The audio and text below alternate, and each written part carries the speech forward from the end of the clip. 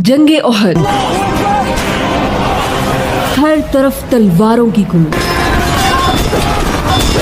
اور ایک عورت رسول اللہ صلی اللہ علیہ وسلم کی حفاظت کے لیے جنگ میں اترتی ہے، تلوار اٹھاتی ہے اور کفار مکہ کے سامنے چٹان بن کر کھڑی ہو جاتی ہے۔ The first warrior woman of Islam، حضرت نصیبہ رضی اللہ عنہا بنت کعب۔ حضرت نصیبہ رضی اللہ عنہا کا تعلق مدینہ کے قبیلے خزرج اور خزرج کے ایک سب ٹرائب بنو نجار سے تھا، جو کہ رسول اللہ صلی اللہ علیہ وسلم کے میٹرنل ریلیٹیوز تھے۔ حضرت نصیبہ رضی اللہ عنہ کے والدین مدینے میں اسلام کی دعوت آنے سے پہلے ہی دنیا سے جا چکے تھے۔ حضرت نصیبہ رضی اللہ عنہ کی 2 بار شادی ہوئی، ایک اسلام کی دعوت قبول کرنے سے پہلے اور دوسری اسلام کی دعوت قبول کرنے کے بعد، لیکن ان کے دونوں شوہر بعد میں مسلمان ہو گئے۔ ان کے پہلے شوہر کا نام زید بن عاصم تھا اور دوسرے شوہر کا نام غزیہ بن عمر تھا۔ پہلے شوہر سے ان کے 2 بیٹے تھے، حبیب اور عبداللہ، اور دوسرے شوہر سے ایک بیٹا تمیم اور ایک بیٹی حولہ تھی۔ حضرت نصیبہ رضی اللہ عنہ کو اسلام کا تعارف حضرت مصعب ابن عمیر رضی اللہ عنہ کے ذریعے سے ہوا۔ بیعت عقبہ، جو کہ اسلام کی دوسری بیعت تھی،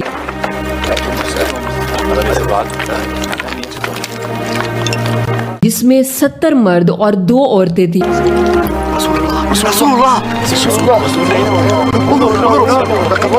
اور ایک روایت کے مطابق 3 عورتیں تھیں۔ حالانکہ گھر والوں کی طرف سے بیعت کرنے کے لیے صرف مرد کا بیعت کر لینا کافی تھا، لیکن حضرت نصیبہ رضی اللہ عنہا نہ صرف خود اپنے شوہر کے ساتھ بیعت کے لیے گئیں بلکہ اپنے بچوں کو بھی ساتھ لے کر گئیں۔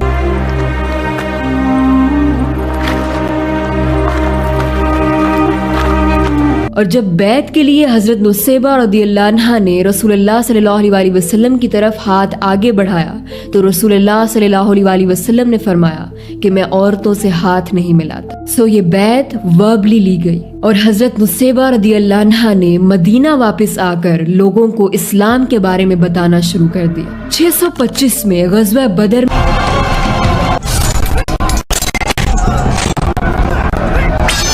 میں ناکامی کے بعد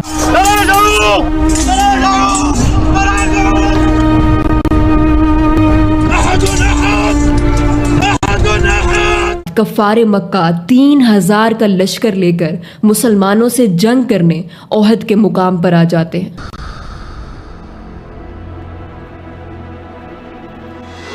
جنگ احد میں مسلمانوں کی تعداد 1000 ہوتی ہے، لیکن جنگ شروع ہونے سے پہلے ہی عبداللہ ابن ابی اور 300 لوگ جنگ کا میدان چھوڑ کر بھاگ جاتے ہیں۔ بل اعود ومن معي الى يثرب ما حملك على الخروج معنا ان كان هذا رايك لو علمنا انهم يقاتلون لما اسلمناهم۔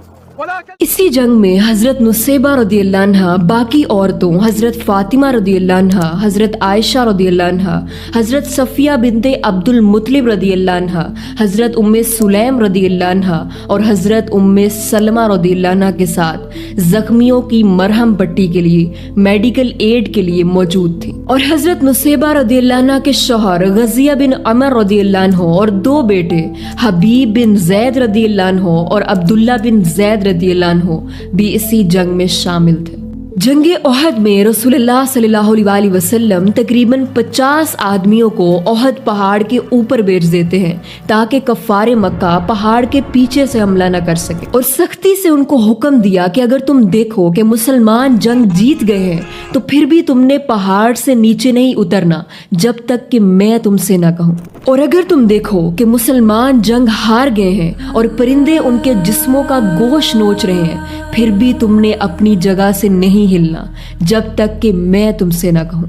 یأمرکم رسول اللہ ان تلزموا مکانکم فلا تبرحوه حتی لو رأیتمونا تخاطفنا الطیر۔ آلدو اس جنگ میں مسلمانوں کی تعداد بہت کم تھی، لیکن جذبہ ایمانی ساتھ تھا۔ جیسے ہی جنگ شروع ہوتی ہے اور کفار مکہ مسلمانوں پر حملہ کرتے ہیں تو مسلمان بھرپور طریقے سے ان کو جواب دیتے ہیں۔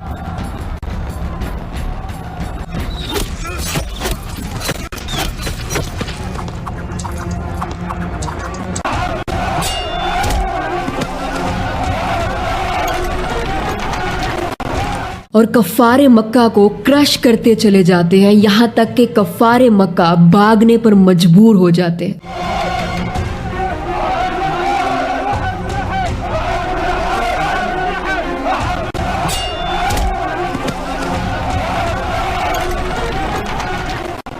کفار مکہ کو بھاگتا ہوا دیکھ کر پہاڑ پر موجود وہ 50 لوگ، وہ تیر انداز مال غنیمت جمع کرنے کے لیے پہاڑ سے نیچے اتر آتے ہیں۔ الغنیمت الغنیمت الغنیمت الغنیمت لا تبرحوا مكانكم لا تبرحوا مكانكم۔ یہ دیکھ کر اس وقت کفار مکہ کی طرف سے خالد بن ولید پہاڑ کے پیچھے سے حملہ کر دیتے ہیں۔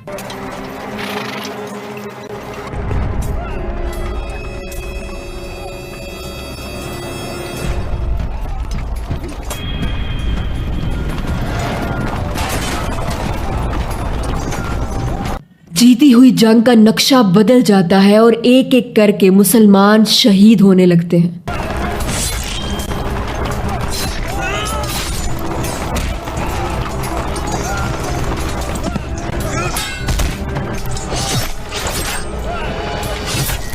ایسے میں کفار مکہ رسول اللہ صلی اللہ علیہ وسلم کو ٹارگٹ کرنے کے لیے رسول اللہ صلی اللہ علیہ وسلم کی طرف بڑھنے لگتے ہیں۔ لیکن اسی وقت جب حضرت نصیبہ رضی اللہ عنہ کفار مکہ کو رسول اللہ صلی اللہ علیہ وسلم کی طرف بڑھتا ہوا دیکھتی ہیں تو وہ میڈیکل کا سامان چھوڑ کر اسی جنگ کے میدان سے حضرت نصیبہ رضی اللہ عنہ ایک تلوار اٹھاتی ہیں، ایک زرہ پکڑتی ہیں اور کفار مکہ اور رسول اللہ صلی اللہ علیہ وسلم کے درمیان ایک دیوار بن کر کھڑی ہو جاتی ہیں۔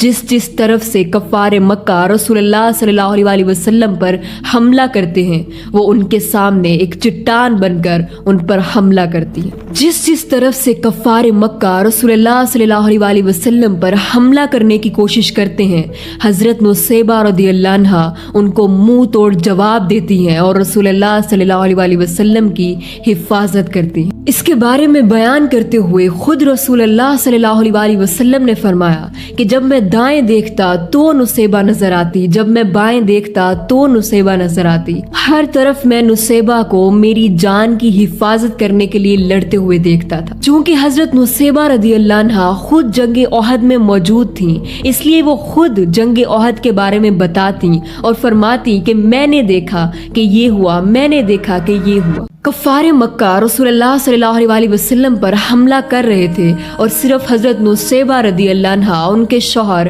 ان کے دونوں بیٹے اور چند اور لوگ آپ صلی اللہ علیہ وسلم کی حفاظت کے لیے وہاں موجود تھے۔ حضرت مصعب رضی اللہ عنہ جن کی شکل و صورت رسول اللہ صلی اللہ علیہ وسلم سے بہت زیادہ ملتی تھی، وہ کفار مکہ کا رسول اللہ صلی اللہ علیہ وسلم کی طرف سے دھیان بھٹکانے کے لیے ان کو اپنی طرف دور لے کر جاتے، لیکن عبداللہ ابن کمیہ حضرت مصعب رضی اللہ عنہ پر وار کر کے انہیں ختم کر دیتا ہے، جس کی وجہ سے کفار مکہ میں یہ شور مچ جاتا ہے کہ رسول اللہ صلی اللہ علیہ وسلم کو نعوذ باللہ قتل کر دیا گیا۔ رسول اللہ کہاں ہے؟ وہ شہید ہو گئے، میں نے کس طرح دیکھا ہے؟ نہیں وہ زندہ ہے، نہیں۔ جنگ احد میں حضرت نصیبہ رضی اللہ عنہ کو 13 زخم لگتے ہیں، ان میں سے ایک زخم شولڈر پر لگتا ہے جو اتنا گہرا ہوتا ہے کہ بعد میں 1 سال لگتا ہے اس زخم کو بھرنے کے لیے۔ لیکن تمام زخموں کے باوجود حضرت نصیبہ رضی اللہ عنہ جنگ ختم ہونے تک رسول اللہ صلی اللہ علیہ وسلم کو پروٹیکٹ کرنے کے لیے کھڑی رہتی ہیں۔ رسول اللہ صلی اللہ علیہ وسلم ان کی جنگی قابلیت کی تعریف کرتے ہوئے فرماتے کہ وہ فلاں سے بھی بہتر تھیں، وہ فلاں سے بھی بہتر تھیں، اور حضرت نصیبہ رضی اللہ عنہ کے پورے خاندان کی تعریف کرتے ہوئے فرماتے کہ کیا خاندان ہے، واٹ اے فیملی۔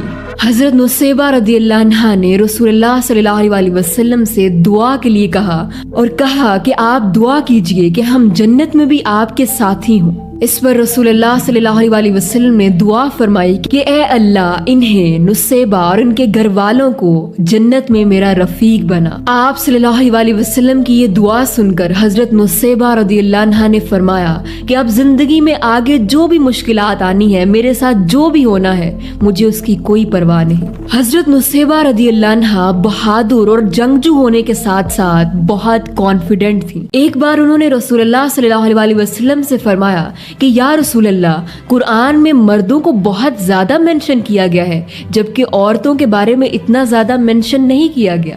تو کچھ عرصے بعد سورہ احزاب کی آیت نازل ہوئی کہ ان المسلمین والمسلمات والمؤمنین والمؤمنات۔ اگر ہم احادیث کا مطالعہ کرتے ہیں تو حضرت نصیبہ رضی اللہ عنہا سے ہمیں کچھ روایات بھی ملتی ہیں، جیسے کہ ایک بار رسول اللہ صلی اللہ علیہ وسلم حضرت نصیبہ رضی اللہ عنہا کے گھر تشریف لائے۔ انہوں نے فوراً کھانا پیش کیا۔ آپ صلی اللہ علیہ وسلم نے کہا کہ تم بھی کھاؤ۔ حضرت نصیبہ رضی اللہ عنہا نے کہا کہ یا رسول اللہ، میرا روزہ ہے۔ اس پر رسول اللہ صلی اللہ علیہ وسلم نے فرمایا کہ جس روزے دار کے پاس لوگ کھاتے ہیں، فرشتے اس کے لیے دعا کرتے رہتے ہیں جب تک کہ وہ کھا نہ لیں۔ حضرت نصیبہ رضی اللہ عنہا کا ایمان اس قدر مضبوط تھا کہ وہ اسلام کے لیے ہر وقت قربانی دینے کے لیے تیار رہتی تھی، چاہے وہ قربانی اپنی ذات سے ہو، اپنی اولاد سے ہو، مال سے ہو یا کسی بھی طرح سے۔ یہی وجہ ہے کہ جب مسیلمہ کذاب نے نبوت کا جھوٹا دعویٰ کیا اور اپنے سفیر رسول اللہ صلی اللہ علیہ وسلم کے پاس بھیجے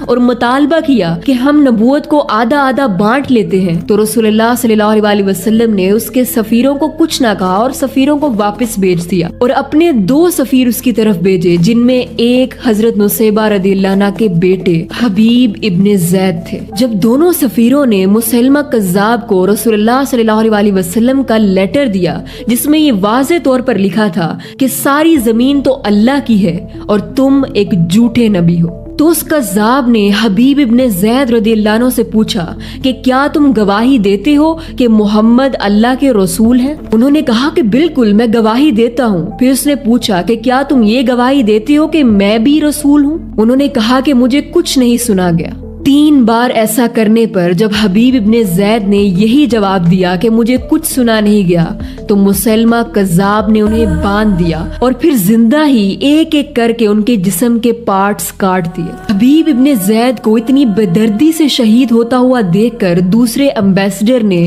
اپنی جان بچانے کی خاطر مسیلمہ کذاب کا یہ دعویٰ قبول کر لیا اور کہہ دیا کہ ہاں، میں مانتا ہوں کہ تم رسول ہو۔ یہ سن کر مسیلمہ کذاب نے دوسرے سفیر کو چھوڑ دیا، اور جب وہ رسول اللہ صلی اللہ علیہ وسلم کے پاس پریشانی میں روتے ہوئے آئے اور تمام قصہ بیان کیا، تو آپ صلی اللہ علیہ وسلم نے اس سفیر سے ایک ہی سوال پوچھا کہ کیا تم اب بھی یہ مانتے ہو کہ مسیلمہ کذاب نبی ہے؟ تو انہوں نے کہا کہ یا رسول اللہ نہیں۔ اور آپ صلی اللہ علیہ وسلم نے فرمایا اور میں؟ تو انہوں نے کہا کہ یا رسول اللہ، آپ ہی اللہ کے سچے نبی ہیں اور مسیلمہ کذاب جھوٹا ہے۔ اب حبیب ابن زید رضی اللہ عنہ کی نیوز حضرت نصیبہ رضی اللہ عنہ کو بتانی تھی، اور یہ بہت مشکل تھا کہ کیسے ان کو بتایا جائے۔ ایک ماں کے لیے یہ ایک بہت دل دہلا دینے والی خبر تھی، لیکن جانتے ہیں کہ حضرت نصیبہ رضی اللہ عنہ نے کیا جواب دیا؟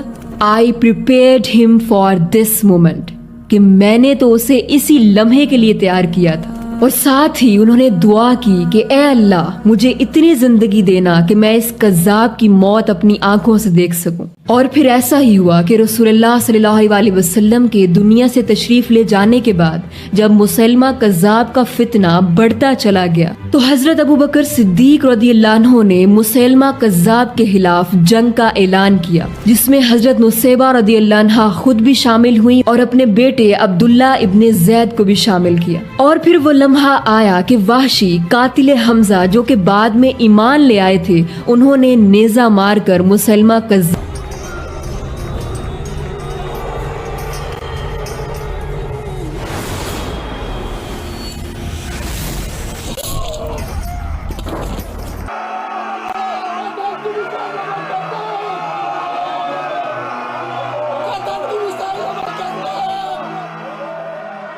حضرت نصیبہ رضی اللہ عنہ نے جنگ احد کے بعد اپنی زندگی میں ہونے والی تمام جنگوں میں حصہ لیا۔